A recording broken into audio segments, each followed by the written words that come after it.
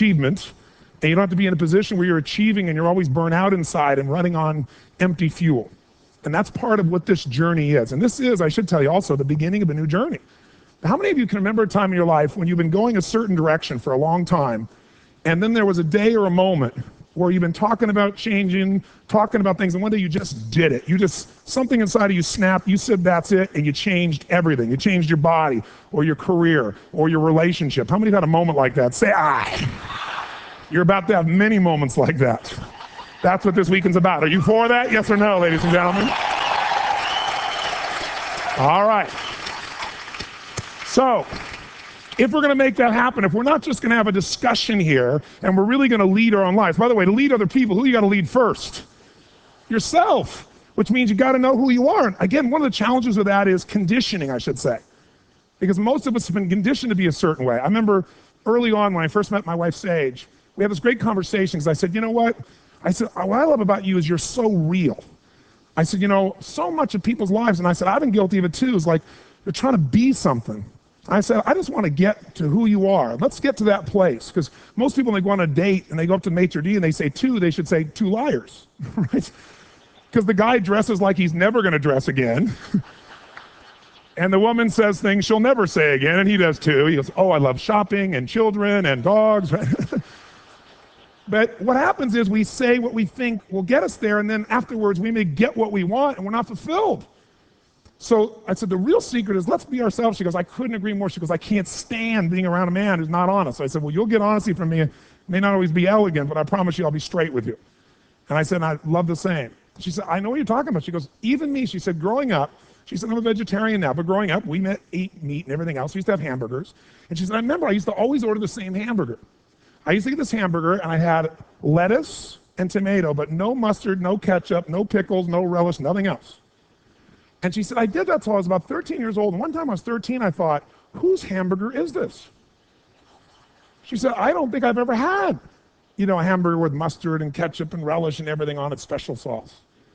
And she said, I realized it's my mother's hamburger. Because I love my mom so much that I tried to be like her so that she'd feel connected to me. And she said, I realized I don't need to have their hamburger for her to love me. This is crazy. I need to find out what I want. Most of us don't know what we want because we never tried it. So I said, what'd you do? She said, I ordered a hamburger with lettuce, tomatoes, special sauce, pickles, mustard, onions, everything. And she said, I took a big bite. And I said, what happened? She said, I threw up. She said, but at least I took the bite. And that's what I'm going to invite you to do, if you're willing to here. Take a bite this weekend. I'd like you to try some things you haven't tried because this is a safe environment because no one's going to go home and tell people the crap you did here. Right? You can experiment because if you want to know what's really you, where you're going to be alive is when it's really you. And you may even think you know who you are because you've been living a certain way, but I'll tell you how you'll know. You'll feel euphoric, you'll feel strong, you'll feel unlimited, you'll feel free. And the way to find that is look for spontaneity. When you're being spontaneous, the conditioning's gone and the real you guy shows up. And we've all seen, there we go, sir, I like that. Give that man a hand, I like that. Good, I'm all for that. Because we've all been so conditioned to think that the secret to life is our intellect. And trust me, I honor my intellect, your intellect. Our minds are extraordinary places to be. But the fuel of life is emotion. And we try to cover it up because emotion isn't always pretty and elegant, doesn't fit into the cultural conditioning. But that's how things get moved. How does the world change? The world changes when somebody has a different emotional response than anybody else before them.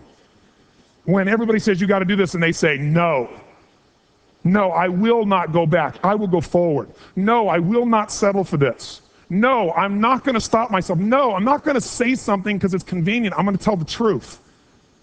When somebody does that, a leader is formed. And that leadership capacity comes from human emotion. And if there's a place that we could transform our lives, whether we know it or not, if you want to transform it, master your emotions.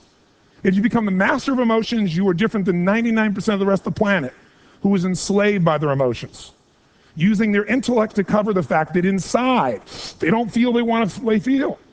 With 3 million people, I've had the chance to work with presidents of countries and prisoners. Parents, children. I've worked in the South Bronx with people addicted to cocaine, and I dealt with people like the top CEOs in Hollywood, addicted to cocaine. I've dealt with people with multiple personalities, and I dealt with people with no personality have a much bigger problem, right?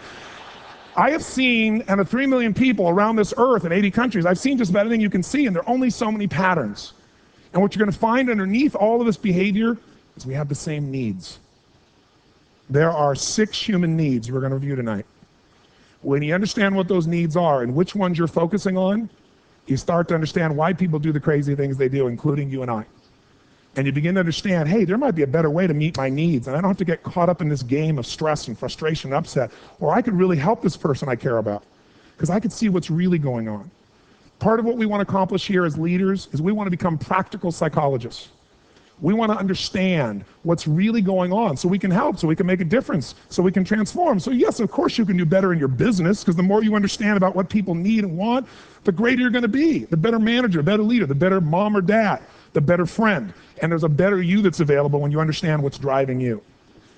But most of us are running patterns over and over again, and we want to free that up. To free it up, we got to break the pattern. We got to do things that are different. Think about it. When do people usually learn the most in their life? At what stage of life do most human beings just absorb knowledge and really use it? What stage? Come on. When they're kids, right? Why? Because when you're a kid, you're not so worried about how it looks and whether it's appropriate, whether it fits in. You just do stuff. If it doesn't work and you fall down, you get up. Unless some cotton-picking adult comes by and soothes you and says, oh, don't ever do that again, and teaches you that, you're fragile. Most of our culture is emotionally unfit. We haven't faced a real war where the majority of us had to go fight. We haven't had to worry about real challenges. Our big challenges are things like, hey, will my download come through on my free music? That's now 99 cents. Think about it. We're living in a world where most of us have not had to push against a whole lot. Now, don't get me wrong. I know this room is filled with, including myself, people that have had unbelievably tough times you push through. But as a culture, we got a lot of privileges.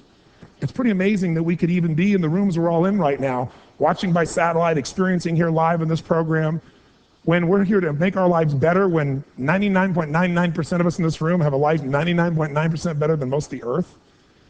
Most of the planet's got about $2 a day to try to figure out how to live on. Most of the planet is not literate. Most of the planet does not have access to the internet, where instantaneously with a keystroke or a click, you can access the answer to almost any question you could imagine. Or you can connect with anyone and share any ideas, feeling, or emotion. Most of the planet doesn't have that privilege, and we're here. We got a lot of audacity. Now, I'm not saying we don't have challenges or problems, because we all do. It's all relative. But man, we're really lucky. So with great privileges comes great responsibility. And my hope is that at the end of this program, not only will you experience more of who you really are and experience this transformation, I know you'll do it. If you play full out, you'll do it. But also, my hope is that you will be inspired then to take what you've learned and share it en masse and feel the joy of that contribution as well. To do it though, and have it last, and have it not just be talk, we got to do something different here. So we're going to do something different. I'm not here because I believe in positive thinking. If you think